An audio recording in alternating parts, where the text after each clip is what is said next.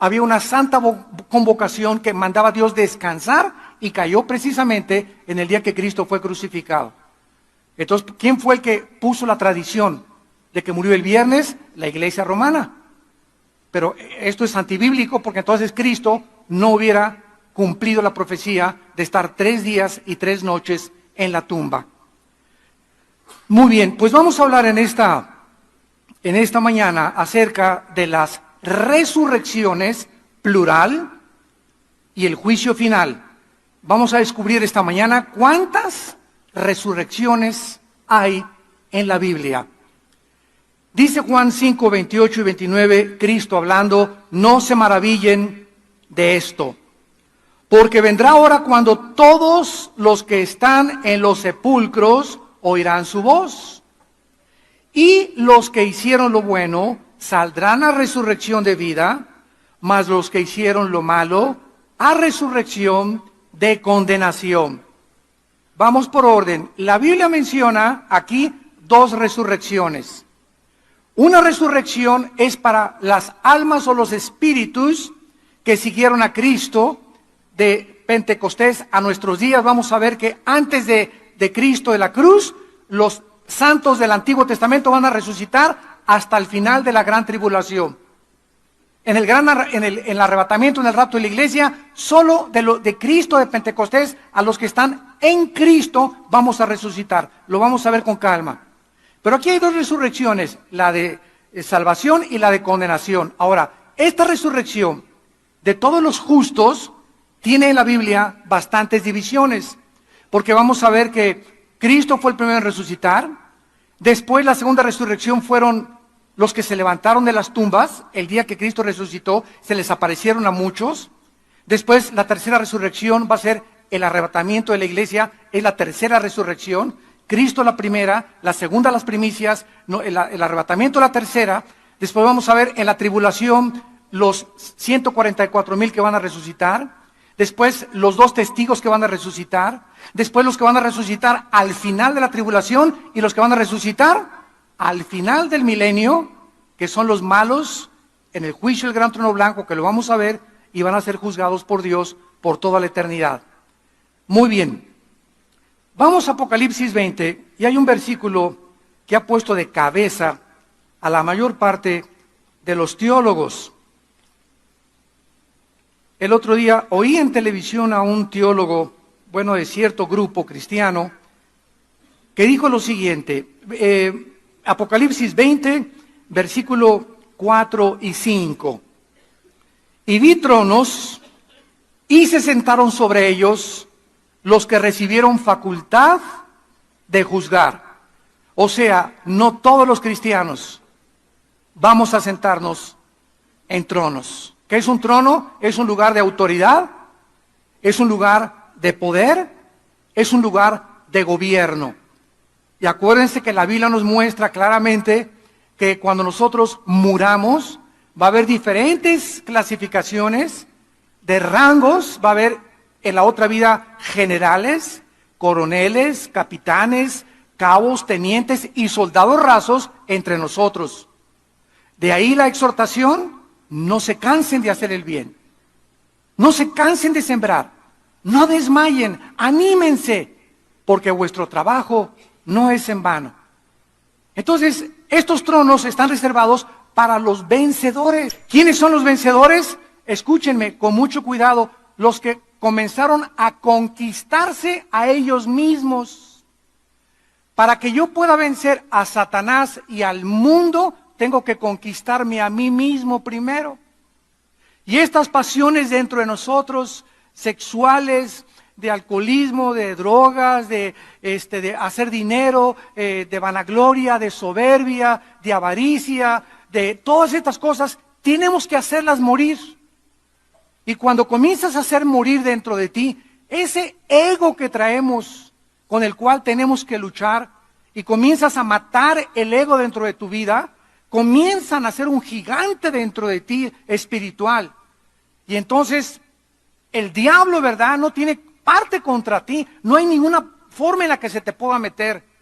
¿Por qué? Porque estás bajo el amparo y la sombrilla de Dios.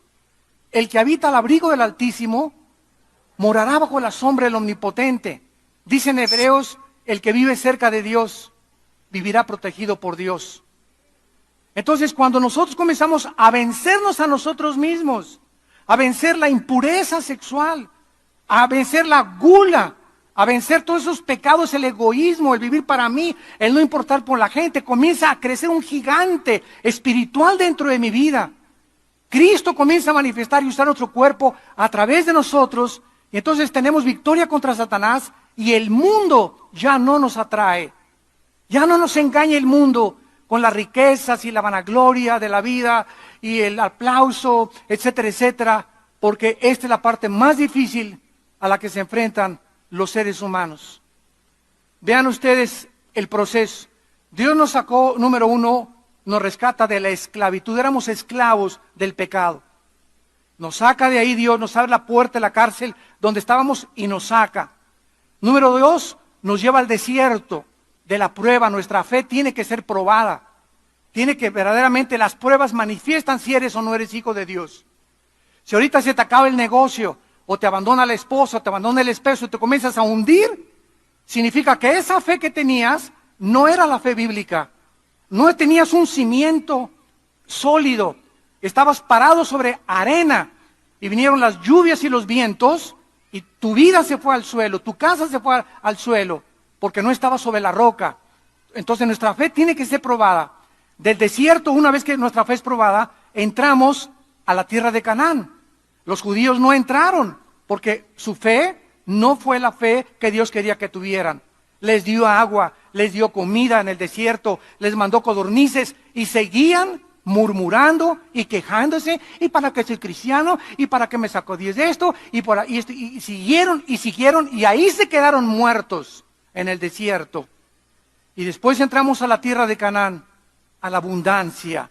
Dios nos quiere bendecir, nuestra familia, nuestros hijos. Dios no es enemigo que tengas un buen coche, que tengas una buena casa, que tengas un buen trabajo, pero ahí es en la abundancia cuando comenzamos a subir al éxito. Mi negocio prosperó, ya soy famoso, ya soy cantante, ya yo soy deportista, estoy cotizado. Ahí es cuando el hombre llega a la abundancia, cuando no puede manejar el éxito.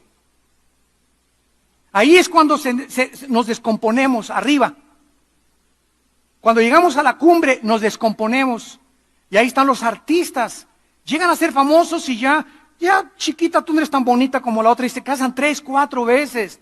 Divorcios a cada ratito entre los artistas, los deportistas igual, los cantantes se llenan de soberbia, los políticos lo mismo. Y dentro de los cristianos no somos diferentes. Solamente hemos sido perdonados por los pecados, pero tenemos que luchar ahora y tenemos el poder para que cuando Dios te quiera bendecir con dinero, con prosperidad, tú estés listo para poder manejar esa prosperidad. Porque no es verdad que Dios quiera darle a todo mundo dinero y hacerlos ricos a todos. Dice la Biblia que si Dios le hubiera dado dinero a muchos de ustedes, hubiera sido una maldición para ustedes. Porque si cuando viene el dinero y la bendición de Dios, tú no tienes el carácter para manejar el dinero, desperdicias el dinero en cosas vanas y superfluas. Pero cuando estás manejado por Dios y con la sabiduría de Dios y con la fortaleza de Dios, y Dios bendice porque nos quiere bendecir, ese dinero lo vas a usar para propagar el Evangelio de Cristo. Lo vas a usar para el reino de Dios.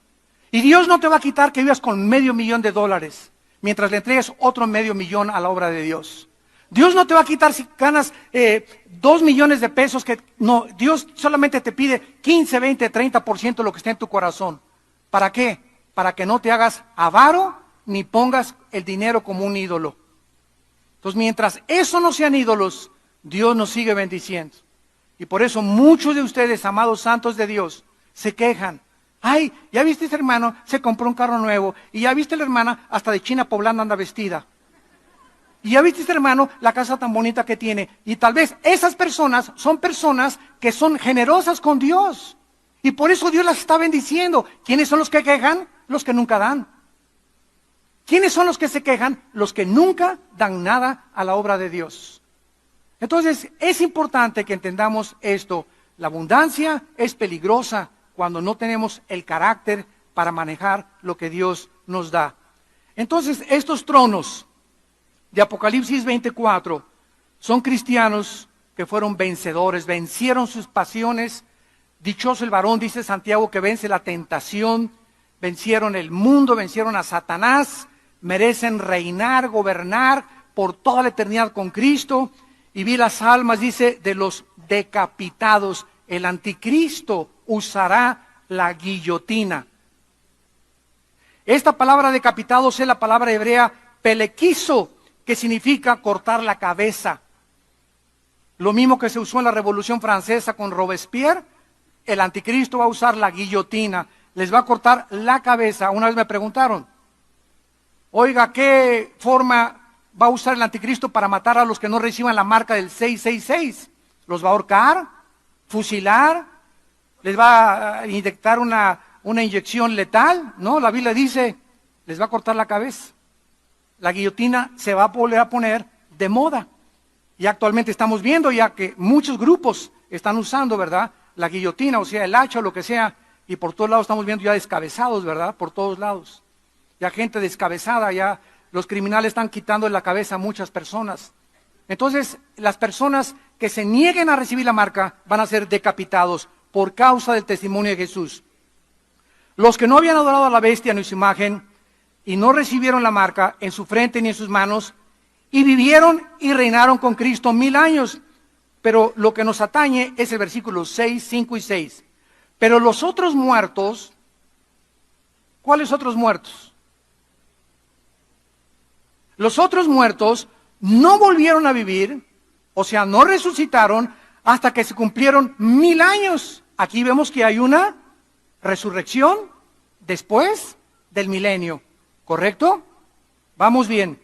Esta es la primera resurrección y aquí es donde muchos teólogos se han enfrentado, diciendo que el rapto va a ser al final del milenio, que porque aquí está diciendo que esta es la primera resurrección, porque estos muertos van a resucitar después del milenio. Entonces, esto es una muy mala exégesis, o sea, una forma de interpretar la palabra de Dios, porque si es así, entonces la resurrección de Cristo, ¿dónde la ponemos? ¿En tercero, en cuarto, en segundo o en quinto lugar? Vayamos a 1 Corintios 15. Qué importante es trazar bien la palabra de verdad. Dice 1 Corintios 15, versículo 22 y 23. Y es el mismo apóstol Pablo el que nos dice el orden, la cronología de la resurrección. Porque así como en Adán todos mueren, también en Cristo todos serán vivificados. Pero cada uno, o sea, cada resurrección, en su debido orden, porque Dios es un Dios de orden. Hay un orden para las resurrecciones. Cristo, ¿qué lugar ocupa? Muy bien, Cristo ocupa el primer lugar. Cristo fue la primera persona en toda la historia, desde Adán y Eva, en haber resucitado para no volver a vivir, para no volver a morir, perdón. Antes de Cristo hubo resurrecciones en el Antiguo Testamento. Eliseo resucitó personas. Cristo resucitó a Lázaro, ¿no es verdad? Pero volvió a morir. Cristo es la primera persona que resucita sin volver a morir. Para siempre, Él es la primera resurrección. Número 2, ¿quién le sigue? Las primicias, como lo vamos a ver. O sea, esto era el resultado de la fiesta de los primeros frutos, las primicias de Levítico capítulo 23. Cuando llegaban las personas y ofrecían un manojo, tenían que entregar las primicias al sacerdote. Entonces, cuando Cristo resucita, Él es el primero y le siguen los que resucitaron juntamente con Él. Veamos en Mateo 27. Mateo 27, esta resurrección de las primicias. Versículo 51 al 53. Mateo 27, 51 al 53. He aquí el velo del templo se rasgó en dos, de arriba abajo, y la tierra tembló, y las rocas se partieron, se abrieron los sepulcros, y muchos cuerpos muchos cuerpos de santos, no todos, muchos, que habían dormido, se levantaron y saliendo de los sepulcros, después de la resurrección de él, vinieron a la santa ciudad y aparecieron a muchos. Vemos pues que las tumbas de muchos de los santos que habían muerto fueron abiertas, mientras la tierra era sacudida por un gran terremoto, y estos santos se aparecieron a muchas personas. En 1 Corintios 15 dice que se aparecieron a más, Cristo, más de 500 personas. Y este evento no se vuelve a mencionar jamás en el Nuevo Testamento. La resurrección de las primicias después de Cristo, pero es el cumplimiento de la tipología de la fiesta de los primeros frutos que encontramos en Levítico 23, del 9 al 14. Después lo leemos. Muy bien, vamos ahora a la tercera resurrección. Primera de Tesalonicenses, capítulo 4. Ya llevamos 2 resurrecciones, la de Cristo y la de los santos o los primeros frutos. Ahora dice Primera de Tesalonicenses 4, que es la próxima que sigue, la de nosotros. Adiós mundo cruel, ya nunca te veré. Versículo 14, si creemos que Jesús resucitó y murió, fíjense, si creemos, porque si no crees, no tienes esperanza. Si creemos que Cristo murió y resucitó, también traerá Dios con él a los que durmieron en él. Esto significa que la enseñanza de la secta de los famosos testigos de Jehová está equivocada, porque ellos enseñan que después de la muerte estamos en un estado de inconsciencia, porque se usa la palabra dormido. Pero ¿por qué se usa la palabra dormido? Por lo siguiente: cuando yo me duermo y tú te duermes en la noche, nuestro cuerpo descansa y se desconecta del consciente, pero seguimos vivos físicamente. Nuestro cerebro está funcionando y está funcionando nuestro subconsciente, y por eso se usa la palabra dormidos, porque el cuerpo está sin funcionar físicamente, sin ninguna actividad, por eso se llama dormidos, pero el espíritu y el alma están en la presencia de Dios. Si estuviéramos dormidos, entonces Cristo no podría traer con ellos a los que murieron, o sea, a los que durmieron. Esto implica que los muertos ya están con Jesús, no están en el cementerio en el momento que nosotros morimos. Por lo cual les decimos esto en palabra del Señor: que nosotros que vivimos, que habremos quedado hasta la venida del Señor, no precederemos a los que durmieron, porque el Señor mismo, con voz de mando, con voz de arcángel y con trompeta de Dios, descenderá del cielo, y los muertos en Cristo. En el Antiguo Testamento nadie había en Cristo. Somos pegados, ligados, identificados, amalgamados al cuerpo de Cristo por el bautismo del Espíritu Santo. 1 Corintios 12:13. ¿Qué es el bautismo del Espíritu Santo? La operación mediante la cual el Espíritu Santo nos coloca, nos hace parte del cuerpo de Cristo. El bautismo del Espíritu Santo se lleva a cabo en el momento de la salvación. Yo he ido a muchos lugares donde nos han dicho: ¿quién quiere recibir el bautismo del Espíritu Santo? ¿Verdad? En ninguna parte del Nuevo Testamento se nos invita a que recibamos el bautismo del Espíritu Santo. Se nos dice en Efesios que seamos llenos del Espíritu Santo, pero jamás en las epístolas se nos invita a que recibamos algo que ya tenemos. Esto sucedió una vez para siempre, cuando recibimos a Cristo, estamos sellados, bautizados, estamos completos, dice Colosenses 2 en él. No, los cristianos no estamos divididos entre los que tienen el bautismo del Espíritu Santo y los que no tienen el bautismo del Espíritu Santo. Si no tienes el bautismo del Espíritu Santo, no eres cristiano. Tan sencillo como eso. Porque lo que nos hace ser cristianos es estar en el cuerpo de Cristo. ¿Y cuándo formamos parte del cuerpo de Cristo? Cuando el Espíritu nos bautiza en el cuerpo de Cristo. Pero tantas cosas, ¿verdad?, que se manejan por no conocer la palabra ni trazar bien la palabra de verdad. Veamos qué está sucediendo aquí.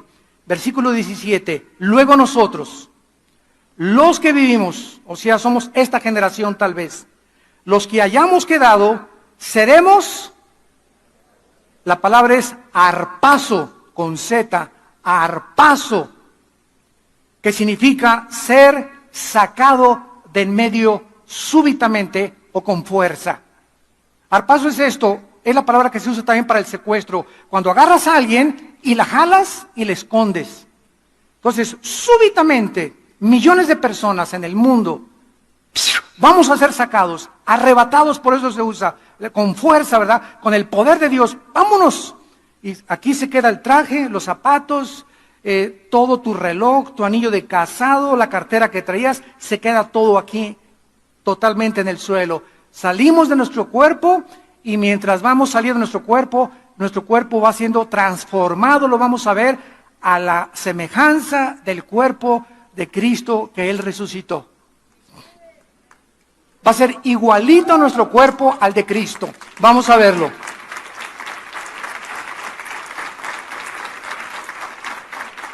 El arrebatamiento, Cristo desciende sin tocar la tierra, porque esto es importante también. La diferencia entre el arrebatamiento y la segunda venida de Cristo. Muchos enseñan que la segunda venida es el arrebatamiento y también la segunda venida. Y hay un intermedio de 7 años que se llama la gran tribulación entre el arrebatamiento y la segunda venida de Cristo. ¿Por qué? Porque cuando venga Cristo por nosotros no toca la tierra. Dice la Biblia que el Señor estará en el aire para recibir al Señor en las nubes, en el aire. Él no pone los pies cuando venga por nosotros. Hasta la segunda venida, Zacarías capítulo 14, se para en el monte de los olivos, pero viene con nosotros, ya con cuerpos resucitados para establecer su reino y vencer al anticristo. Pero en el arrebatamiento, Cristo viene por nosotros. ¿Y por qué hay una diferencia entre el arrebatamiento y la segunda venida? Escuchen, no hay ninguna señal para el arrebatamiento. Se llama inminencia. Y para la segunda venida hay muchas señales. El sol se oscurecerá, la luna se pondrá como sangre, verán la señal del Hijo de Dios. Y si nosotros no somos arrebatados antes de la tribulación y conocemos al anticristo, solamente tenemos que comenzar a contar 3 años y medio para que venga Cristo. Entonces ya no viene como ladrón en la noche. Simples verdades, ¿verdad? Y Cristo dice, vendré como ladrón en la noche. ¿A quiénes? A los cristianos. Cuando menos nos demos cuenta, por eso dice, vigilen y estén listos. Porque como ladrón en la noche puedo venir como las vírgenes, que vino el esposo y 5 no tenían aceite en sus lámparas. Entonces, en la segunda venida no viene como ladrón en la noche. No viene intempestivamente. Va a haber señales en el cielo, en la luna, y va a aparecer Cristo en las nubes. Pero en el arrebatamiento no hay señales. Viene como ladrón en la noche, a la hora que no sabemos. En la segunda venida, los que vivan en la tribulación van a saber, después de que el anticristo viole el tratado, que van a pasar 3 años y medio para la venida de Jesucristo. Si fuera así, entonces sabríamos cuándo venía Cristo y ya no tendríamos que vigilar porque sabríamos cuándo viene. Sencillo, mi querido Watson. Así le decía Sherlock Holmes, famoso detective, a su discípulo. Muy bien. Ahora veamos en Filipenses capítulo 3. La verdad que acabamos de enunciar, el cuerpo de nosotros, cuando resucitemos, porque pues ahorita a todos les debe interesar esto, ¿verdad? Me voy a parecer a Batman, o a He-Man, o a John Travolta, o a quién, ¿verdad? ¿Cómo será mi cuerpo? Nos vamos a reconocer. Tendremos las mismas características. Ahorita en el tercer servicio voy a hablar de eso. El intermedio entre la muerte y la resurrección. ¿De qué forma hay un cuerpo? Si ahorita te mueres, por ejemplo, te mueres hoy en la noche, te petateas hoy en la noche, cuelgas los tenis hoy en la noche. ¿Qué cuerpo tienes al subir al cielo? Porque todavía no viene Cristo, o sea, la resurrección es hasta el rapto, ¿correcto? Entonces, antes del rapto, ¿qué cuerpo tienen ahorita los que han muerto en Cristo? De la cruz a nuestros días. En el tercer servicio lo voy a explicar. Vamos a ver ahorita el cuerpo que nos atañe ahorita. Dice en Filipenses 3, 20 y 21. Nuestra ciudadanía, Filipenses 3, 20 y 21, está en los cielos. De donde también esperamos, estamos esperándolo, al Salvador, al Señor Jesucristo, el cual transformará. Metas schematizo en el griego, metas schematizo, que significa cambiar de forma. Cuando Cristo fue enterrado y a los 3 días resucita, ¿a quién se parecía? Me los voy a ver de la A a la Z. ¿A quién se parecía Cristo cuando resucitó? Él era. Tenía la misma cara, la misma estatura, ¿correcto? Pero su cuerpo había sido transformado. Las características moleculares y celulares del cuerpo de Cristo resucitado ya no estaban bajo las leyes físicas, la ley de la gravedad, la ley de las matemáticas, la ley de la electricidad, la ley del electromagnetismo, de Kepler, de Newton, de todos estos grandes físicos que descubrieron estas leyes, de Galileo, de la primera y la segunda ley de termodinámica. Cristo no estaba sujeto ya a ninguna de las leyes que rigen el universo actualmente y que nos rigen a nosotros. Gracias a estas leyes, los científicos pueden predecir cuándo va a ser un eclipse, cómo puede el cohete que salga de Cabo Cañaveral llegar a la Luna, si la Tierra está dando de vueltas, cómo dispararlo para que llegue exactamente. Todo esto lo calculan por las leyes que existen físicas del universo, las cuales Dios estableció. Entonces, cuando resucitemos, ya no vamos a ser afectados por estas leyes, porque van a haber leyes diferentes. Cristo no, porque resucitó hace 2000 años, cuando estas leyes existían. Por eso Él pudo volar. Lo vamos a ver que ascendió. La gravedad no afectó su cuerpo y nuestro cuerpo va a ser igual al de Él. Lo dice aquí. Muy bien. Nuestro cuerpo va a ser transformado, cambiado de forma, pero vamos a ser los mismos, pero guapos. Y bonitas las muchachas. O sea, si naciste con orejas de papalote, ¿verdad? Vas a tener ya orejas, si naciste con una nariz, o sea, pero nos vamos a hacer nosotros, pero ya bien hechos. Todos hemos nacido, ¿verdad?, defectuosos. Todos tenemos algo. Alguien quiere ser más alto, más bajo, etcétera, etcétera, menos grasa aquí. Pero vamos a ser nosotros con el cuerpo como lo vamos a ver. Cuando Samuel fue sacado por Saúl, ¿se acuerdan? En segunda de Samuel, cuando fue sacado del Sheol, ¿se acuerdan que salió de la tumba y espantó al rey Saúl? Pero Saúl reconoció que era Samuel, porque antes de la cruz los cuerpos no habían sido cambiados, estaban en el Sheol con el mismo cuerpo con el que habían muerto, pero con un cuerpo que no estaba sujeto a la destrucción. Ya no estaba afectando la segunda ley de la termodinámica a los cuerpos que estaban en el Sheol. Y los cuerpos que están ahorita en el infierno eres tú. Si vas al infierno en la noche, vas a estar tú ahí en el infierno, pero tu cuerpo va a ser el mismo, pero indestructible. No resucitado, pero si no te quemarías. Y dice la Biblia que los que están en el infierno ya están ahorita quemándose, o están sufriendo el dolor como si una llama lo estuviera ardiendo en ellos y van a tener sed. Entonces, esto nos habla, ¿verdad?, de los diferentes cuerpos. Qué interesante que hay antes de la cruz, después de la cruz y el estado intermedio entre la muerte y la resurrección. Ahora dice el versículo 21, el cual transformará el cuerpo, y se le llama de la humillación nuestra, para que sea semejante al cuerpo de la gloria suya, por el poder con el cual puede también sujetar a sí mismo todas las cosas. La palabra semejante es ginomai en el griego. Ginomai, que significa hecho o hecho de la misma forma, para que sea igual o hecho nuestro cuerpo a las mismas características del cuerpo de Cristo cuando resucitó. Cuando resucitó Cristo, ¿tenía sangre? Oigan, contesten pronto, no le saquen. Claro que no, su sangre, la vida de la carne está en la sangre. Su sangre fue completamente, cuando le atravesaron la lanza, dice Juan, vi una gota de agua mezclada con sangre. Los cardiólogos de la época moderna dicen que cuando la gota se mezcla de sangre con el agua es por muerte de rotura del pericardio. O sea que cuando el soldado le atravesó el centurión el costado a Cristo, su pericardio estaba roto. Y por eso salió esa agua con sangre. Y eso nos explica de qué murió Cristo. ¿De qué murió Cristo? Pregunta de los 64,000 pesos. No murió desangrado porque murió antes. No murió de asfixia, que regularmente morían los crucificados.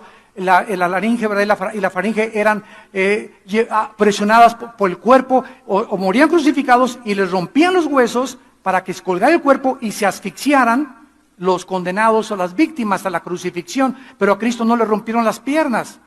Y Cristo duró de las 12 del día, que lo crucificaron, a las 3 de la tarde en la cruz. Y a las 3 en punto murió.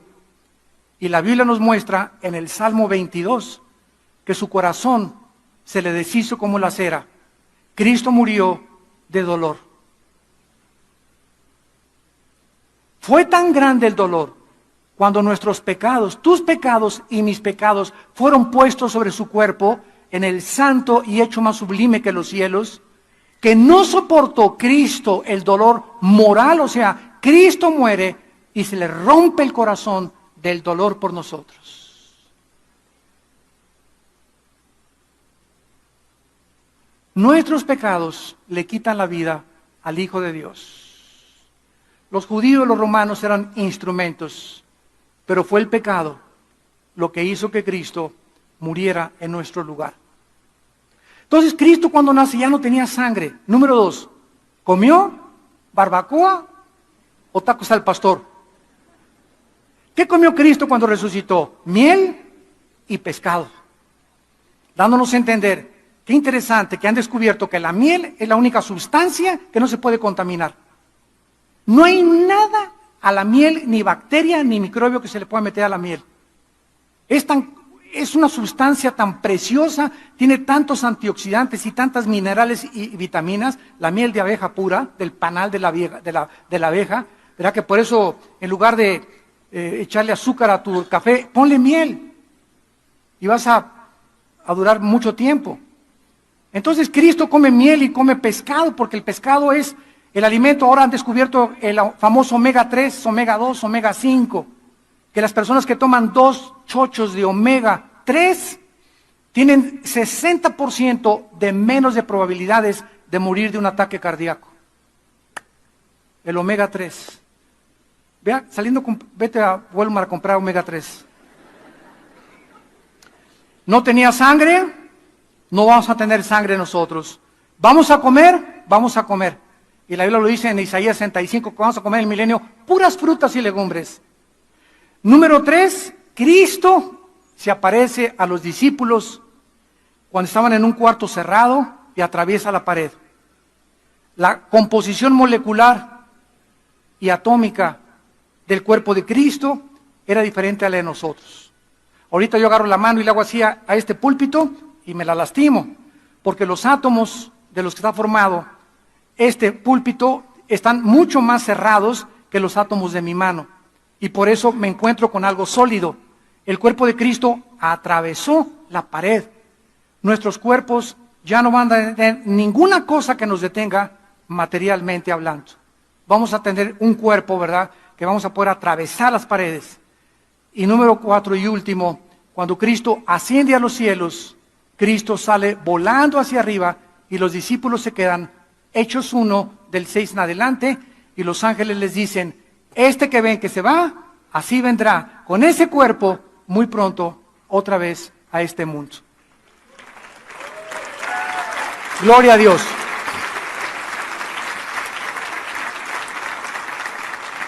No sé cuántos de ustedes hayan soñado con volar. Muchas manos levantan.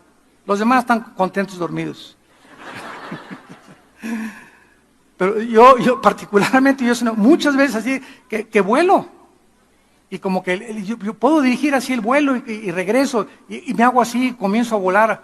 Ya hace mucho que no sueño, pero tuve mucho tiempo que soñé que volaba. Bueno, nuestra cuarta característica va a ser que vamos a volar. Ahorita, si quisiéramos ir a la orilla de nuestra Vía Láctea, nos tomarían millones de años yendo a la velocidad de la luz, 300,000 kilómetros por segundo. Y cuando Einstein descubrió la fórmula E igual a mc al cuadrado, que la energía es igual a la masa, o la masa es igual a la energía, dando la teoría famosa de la relatividad, Einstein estaba explicando y postulando que es imposible la conquista del espacio. Nunca vamos a llegar más allá de Marte por el tiempo y la velocidad. Entonces, no tenemos ni idea de lo que estamos hablando con la guerra de las galaxias y que vamos a conquistar las galaxias, ¿verdad? Son puras marihuanadas. Vamos a la cuarta resurrección, Apocalipsis capítulo 11. ¿Y tú que te quieres quedar en este mundo? ¿Qué es lo que Cristo vino a hacer, amados santos de Dios? Nos vino a quitar el temor de la muerte. ¿Qué vino Cristo a hacer? A quitarnos el temor de morir. Hebreos 2, 14 y 15. Por cuanto los hijos participaron de carne y de sangre, Él también participó de lo mismo. Tomó un cuerpo como el de nosotros. Para poder, ¿verdad?, librar a todos los que estaban temerosos de morir. Éramos esclavos por el miedo a la muerte. Y Cristo viene y con el Evangelio rompe el misterio de la muerte y nos dice: yo soy la resurrección y la vida. Y así como yo resucité y me les aparecía a más de 500 y he aquí que vivo por los siglos de los siglos, esta vida es cortísima, cortísima la vida que tenemos. Y dice Pablo, si a mí alguien me preguntara, Filipenses capítulo 1, ¿qué prefieres, Pablo, vivir o morir? Qué pregunta más tremenda, ¿eh? ¿Qué contesta Pablo? Bueno, se queda pensando, y creo que no lo pensó demasiado. Vivir sí es para Cristo, pero morir es ganancia. Y por eso la Biblia está llena, dichosos los que mueren en el Señor. Y sí, le lloramos a la mamá, lloramos a la esposa, al hijo y lo que tú quieras, ¿verdad? Pero va acompañado con un gozo, que vamos a volver a ver a nuestros seres queridos, que unos se adelantan, unos van por delante de nosotros, ahí vamos todos detrás, todos ahí vamos, en filita india, a la tumba. Y de repente todo se acabó, tus sueños, tus ambiciones, tu vanagloria, tu pecado, todo lo que hiciste se acabó para siempre. Tenemos una corta vida para invertirla en el reino de Dios, en vivir para el Señor, en ganar las almas, en hacerle bien al prójimo y vivir para los demás, porque nuestro trabajo va a ser recompensado. En la cuarta resurrección, en Apocalipsis 11, dice el versículo 7, que habla de los dos testigos que se van a levantar al final de la tribulación. Unos dicen que son Moisés y Elías. Es posible por los milagros que se repiten que van a hacer, pero en fin, cuando hayan acabado su testimonio, o sea, los dos testigos, la bestia que sube del abismo hará guerra contra ellos y los vencerá y los matará. ¿De dónde va a salir el anticristo?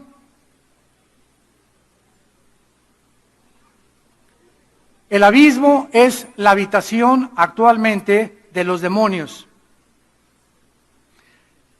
Los ángeles tienen otra habitación, según de Pedro capítulo 2, que se llama el Tartarus, que se tradujo infierno.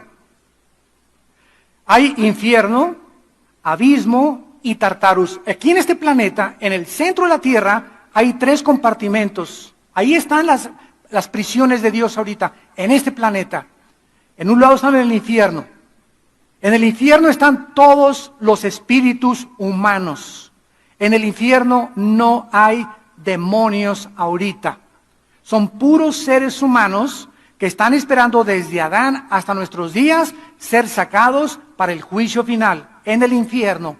En el abismo es la prisión de los demonios. Cuando Cristo comenzó a sacar demonios, ¿se acuerdan que le dijeron los demonios a Cristo? No nos mandes al abismo. Y se metieron a unos puercos y mataron a los puercos. Y el Tartarus o las prisiones de obscuridad, que es lo mismo, es donde están los ángeles que quisieron pervertir la genética en Génesis capítulo 6, produciendo gigantes de 4 o 5 metros con 12 dedos en las manos y 12 dedos en los pies. Entonces, la Biblia nos muestra que el anticristo es un principado satánico que ocupó algún líder en el pasado. Muchos dicen que fue Nerón, otros que fue Antíoco Epífanes, otros dicen, ahorita la mayor parte de los teólogos creen, que el espíritu de Alejandro el Magno, Alejandro el Magno es un personaje, como ustedes no se imaginan en la historia. A los 21 años Alejandro comenzó a conquistar el mundo, a los 21 años. ¿Quién le dio esa sabiduría, aunque fue entrenado por Filipos y por todos los griegos que tenía? ¿Quién le dio la sabiduría para formar las falanges famosas griegas? Pelearon contra los persas, con la película del 33, o cómo se llama el 33, ¿no? Que pelean los espartanos, que era un grupo especial que desde chiquitos los trataban de enfrentar con lobos y con todo, para crearles un carácter en contra de la muerte y del miedo, y vencieron casi a más de 15,000 persas en la famosa guerra de las Termópilas. Entonces, los griegos tenían un conocimiento impresionante que Alejandro conquistó en casi 12 años, toda Europa del sur, toda África del norte y casi todo el Medio Oriente. Alejandro el Magno se convirtió en un homosexual, comenzó a fumar hashish y murió a los 33 años en Babilonia, que es actualmente Irak. Entonces, muchos creen que el espíritu que entró en Alejandro va a ser el espíritu que va a entrar en el anticristo. Yo no lo creo mucho, porque cuando Alejandro llegó a Jerusalén, dice la biografía de Alejandro el Magno, que cuando llegó a Jerusalén se le aparecieron 5 sacerdotes judíos vestidos de blanco, y la noche anterior Alejandro tuvo un sueño que se le aparecían esas 5 personas y una voz le dijo: no los toques, y Alejandro perdonó Jerusalén. Y el anticristo y Antíoco Epífanes no lo perdonaron. Bueno, quien quiera que sea el personaje que este espíritu poseyó antes de que nazca el anticristo, va a salir del abismo y va a meterse en el anticristo. Cristo va a nacer de una mujer, tiene que ser a fuerza humano, va a ser un hombre híbrido, va a ser una mezcla, una perversión genética, el anticristo, entre tal vez animal, humano, con un espíritu demoníaco totalmente desde que nazca. Entonces, esta bestia, este hombre, el anticristo, con poderes sobrenaturales, va a matar a los testigos. Versículo 8, y sus cadáveres estarán en la plaza de la grande ciudad, que en sentido espiritual se llama Sodoma y Egipto, se refiere a Jerusalén. O sea, en Jerusalén, el anticristo asesina a los 2 testigos.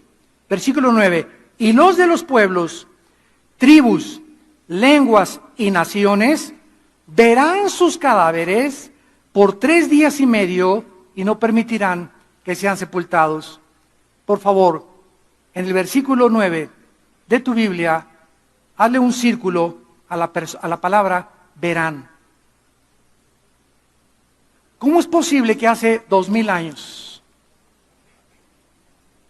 se pudiera profetizar que vendría el momento en la historia en la que todas las naciones del mundo y los pueblos y las tribus iban a ver el mismo evento al mismo tiempo, si no se hubieran inventado los satélites de comunicación? Aquí están profetizados con 2000 años de anticipación los satélites de comunicación. Todavía el siglo pasado se burlaban de la Biblia. Mira nada más, aquí está diciendo que todo el mundo va a ver al mismo tiempo la muerte de los 2 testigos. Y ahorita prende la televisión y en CNN ya está la guerra de Corea, ya está la guerra de aquí, la muerte, la coronación del Papa, el evento que querramos, lo estamos viendo en todas las naciones del mundo, que casi somos 200 naciones, el mismo evento al mismo tiempo, gracias a que en 1957 se aventó por primera vez el satélite Sputnik por los rusos. Y ahorita hay cientos de satélites que están transmitiendo continuamente en una órbita geocéntrica alrededor del ecuador las transmisiones de lo que pasa en el mundo entero. Aquí está en la Biblia, antes que la ciencia lo descubriera. Señores ateos, se eduquen. Y los moradores de la tierra, versículo 10, se regocijarán. Todos estarán, imagínense nada más la insensibilidad a la que el mundo se está dirigiendo, a la deshumanización del ser humano, donde cada vez tenemos menos sentimientos los unos por los otros, donde cada vez el ser humano ve al ser humano como un objeto a quien usar y no a quien bendecir, a quien explotar y no a quien ayudar. Se van a estar felices el mundo, mataron a los dos testigos. ¿Y por qué estaban felices? Y se alegrarán y se enviarán regalos, porque estos dos profetas habían atormentado a los moradores de la tierra. El Evangelio de Jesucristo tiene dos efectos: olor de vida para vida, olor de muerte para muerte. Hay gente que yo le he hablado de Cristo y me dicen, el otro día cenamos con mi mamá que cumplió 87 años, por cierto, en su cumpleaños pasado, ahí en Cuernavaca le hicimos una fiesta y fue una señora bien famosa, pero bien famosa, me reservo su nombre, y comencé a testificarle en la mesa, se sentó con nosotros y con su esposo, con mi mamá, y cuando le comencé a testificar, inmediatamente, no me hable de la Biblia, así. No me hables de estas cosas. Yo tengo mis creencias y yo tengo mi filosofía oriental y yo no quiero que me hable de esas cosas. Se terminó la conversación, muchacho. ¿Está bien? Con permiso, discúlpenme. Pero nos damos cuenta que hay gente que le hablas y se enojan. Se sienten atormentados. O comienza a hablar de Jesús y ya vas a comenzar con estas cosas, mejor me voy. Oye, pero estoy hablando de Jesús, no, mejor háblame ¿quieren que mejor les hables de Hitler y para que bailen el jarabe tapatío? Increíble, pero cierto. Bueno, esto va a suceder. Y versículo 11, y entonces a los 3 días entra en ellos el Espíritu de vida, enviado por Dios, y se levantan sobre sus pies, y cayó gran temor sobre los que lo vieron. Esta es la cuarta resurrección. La de los 2 testigos. La quinta resurrección, Apocalipsis capítulo 7. La quinta resurrección, Apocalipsis capítulo 7. Los 144,000 sellados por Dios. Dice el versículo 9. Después de esto miré una gran multitud, la cual nadie podía contar, de todas las naciones, tribus y pueblos, lenguas, delante del Cordero, vestidos de ropas blancas, con palmas en las manos, clamaban a gran voz diciendo: la salvación pertenece a nuestro Señor que está sentado en el trono. Versículo 13, entonces uno de los ancianos habló diciéndome: estos que están vestidos de ropas blancas, ¿quiénes son y de dónde han venido? Yo le dije: Señor, tú lo sabes. Y él me dijo: estos son los que han salido de la gran tribulación y han lavado sus ropas y las han emblanquecido con la sangre del Cordero. Los 144,000, con una grande multitud, tal vez de personas que ellos ganaron para Cristo, resucitarán en esta quinta resurrección. Esto no es el rapto, ¿verdad? Este evento tendrá lugar después del arrebatamiento de la iglesia. Entonces, la primera resurrección que vimos en Apocalipsis 24 y 5 no puede ser la primera después del milenio, porque la primera fue Jesucristo. Y si comenzamos el orden cronológico de las resurrecciones, nos damos cuenta en qué orden van a ir apareciendo cada una de ellas. La sexta resurrección en Daniel capítulo 12. La sexta resurrección, Daniel capítulo 12. Dice así la palabra de Dios. Entonces, versículo 2, muchos de los que duermen en el polvo de la tierra serán despertados, unos para vida eterna y otros para vergüenza y confusión perpetua. Los entendidos resplandecerán como el resplandor del firmamento, y los que enseñan la justicia a la multitud como las estrellas a perpetua eternidad. La expresión en Cristo, recordamos, es para los santos de Pentecostés al arrebatamiento. los santos del Antiguo Testamento no es atribuido a la resurrección de la iglesia. Van a ser dos resurrecciones totalmente diferentes. Y terminamos en Apocalipsis capítulo 20, versículo del 11 al 15, donde vemos la última resurrección, la resurrección de todos ustedes que nos oyen y a través de la televisión, que has querido vivir a tu manera, porque te gustó la canción de Frank Sinatra. Una vez me preguntaron, ¿ya sabe usted cuál es la canción que van a cantar en el infierno? A mi manera. Porque todos los que están en el infierno vivieron a su manera. No, a mí no me enseñes, no quiero los 10 mandamientos de Dios, no quiero hablar de Cristo. Y muy bien, pues vas a pasar la eternidad cantando a mi manera. Porque a tu manera quisiste vivir. Porque el que quiera salvar su vida la va a perder. Pero el que la pierda por causa de mí, la va a salvar. Y tienes esta vida, únicamente esta vida, persona que me escuchas, y a través de la televisión, para que tú escojas y determines dónde quieres pasar la eternidad. Dice Apocalipsis 20, versículo 11. Vi un gran trono blanco, y al que estaba sentado en él, de delante del cual huyeron la tierra y el cielo, y ningún lugar se encontró para ellos. O sea, todos los que no han resucitado, desde Adán hasta acabar el milenio, van a seguir ahí en el centro de la tierra y van a resucitar hasta después de los 1000 años, que es la última resurrección, que es la de los malos. Y enfrente de ellos, cuando estén enfrente de Dios, en el trono blanco, este trono no se nos dice dónde va a estar, pero vemos que van a ver cómo la tierra va a desaparecer. Y ahí van a ver que donde tenían puestos sus objetivos, sus esperanzas, donde habían invertido su dinero, en este planeta que está a punto de ser desintegrado, ¿verdad? En el basurero que estamos viviendo ya, que hemos hecho nosotros con el pecado, ahí van a ver que ese planeta que creían que habían puesto esperanza, va a desaparecer para siempre. Con todas sus esperanzas y los sueños que tenían, va a desaparecer para siempre. Enfrente de ellos.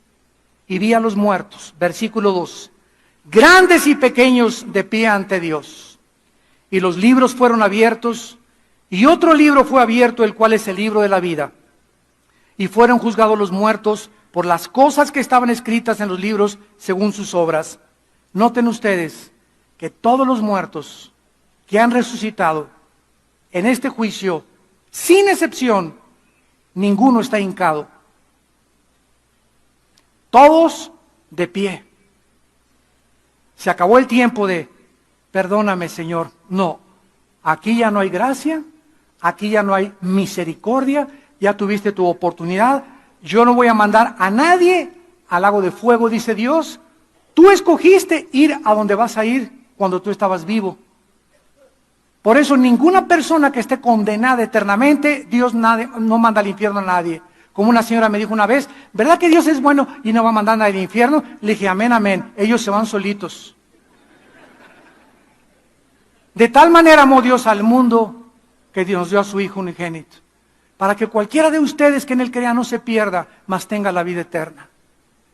Él que no conoció pecado, por nosotros se hizo pecado, para que nosotros fuésemos hechos la justicia de Dios en Él. Mas Dios muestra su amor para con nosotros en que siendo pecadores, Él muere en nuestro lugar en la cruz. Llega el momento, persona y pecador que me escuchas, donde se acabó la oportunidad. No creas que te puedes arrepentir mañana o la semana que entra. Si oyes su voz, hoy es el día que Dios te está hablando. Hoy abandona tus pecados y entrégale tu vida a Jesucristo. Y ahí estamos los muertos de pie ante Dios y se abrieron los libros. Y fueron juzgados de acuerdo a lo que estaba escrito. Escuchen, la salvación no es por obras, pero el juicio final será por las obras que tú hiciste. Dios no nos toma en cuenta las obras que hayamos hecho para salvarnos. Y si tus obras fueron como el carbón y tus pecados abortaste 10 veces, asesinaste 50 veces, dime lo peor que has hecho, en la sangre y en la cruz hay perdón. En la cruz hay perdón. Pero cuando tú te mueras, las obras malas que hiciste, tus pensamientos y todo serán contados para tu condenación eterna. Y el mar entregó los muertos que había en él, todos los que se ahogaron en el Titanic, todos los que se han ahogado ahogados o que se los comieron los tiburones, todos los muertos que están en el mar van a resucitar. Todos los que están en la tumba, la muerte y el Hades, van a resucitar. Y fueron juzgados según sus obras. Y la muerte y el infierno, o el Hades, fueron lanzados al lago de fuego. Esta es la muerte segunda.